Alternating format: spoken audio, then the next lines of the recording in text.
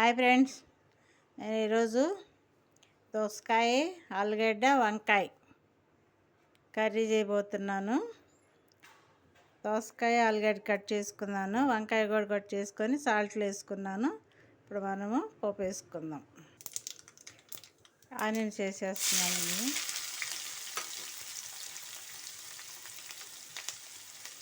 4 పచ్చిమిరపకాయలు, ఎండుమిరపకాయ,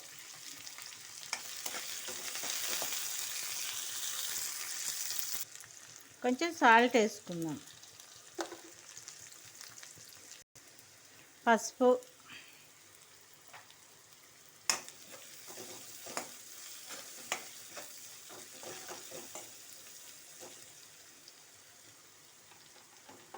పసుపు వేసిన తర్వాత ఆలుగడ్డ వేసేస్తున్నాను.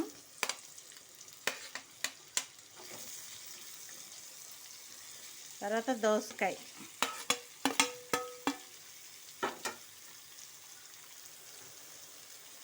తర్వాత వంకాయ, ఇవన్నీ బాగా సాల్ట్ పసుపులో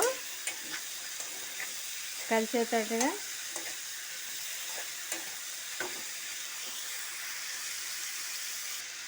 తర్వాత టమాటా,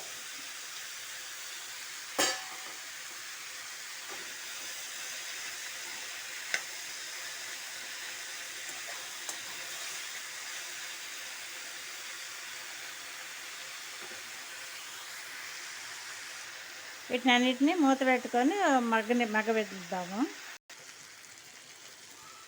అవన్నీ మగ్గినాయి కదండి. మనం కొంచెం కారం వేసుకుంటున్నాను, పచ్చిమిర్చి వేసాం కాబట్టి కారం కొంచెం,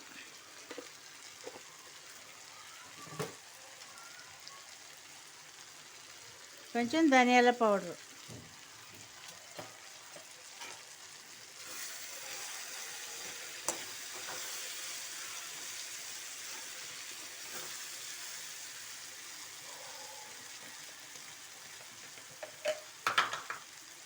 వాటర్ వేసుకుందాం కొన్ని.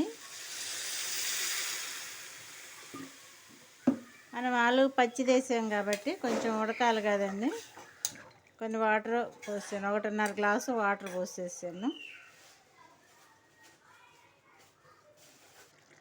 అది కర్రీ రెడీ అయిందండి. మనకి కొంచెం సాల్ట్ సరిపోలేదు, సాల్ట్ వేసుకుంటున్నాను నేను.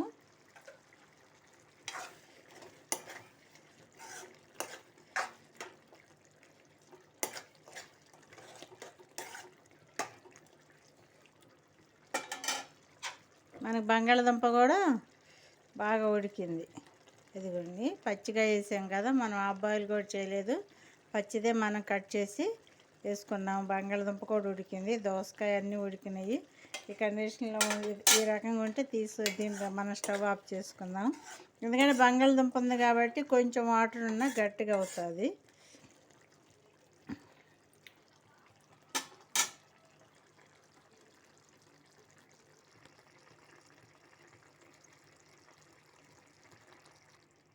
మనం అన్నీ కలిపి వేసుకున్నాం కదండి. చాలా అంటే టేస్ట్ చాలా బాగుంటుంది. ఆలుగడ్డ, మన దోసకాయ, వంకాయ కలిపి వేసుకున్నాం కాబట్టి చాలా అంటే చాలా బాగుంటుంది. ఈ విధంగా ట్రై చేయకపోతే ఒకసారి ట్రై చేసి చూడండి. ఓకే, నేను స్టవ్ కట్టేసుకున్నాను. Okay, bye. మనకు ఆలుగడ్డ, వంకాయ, దోసకాయ కూర రెడీ.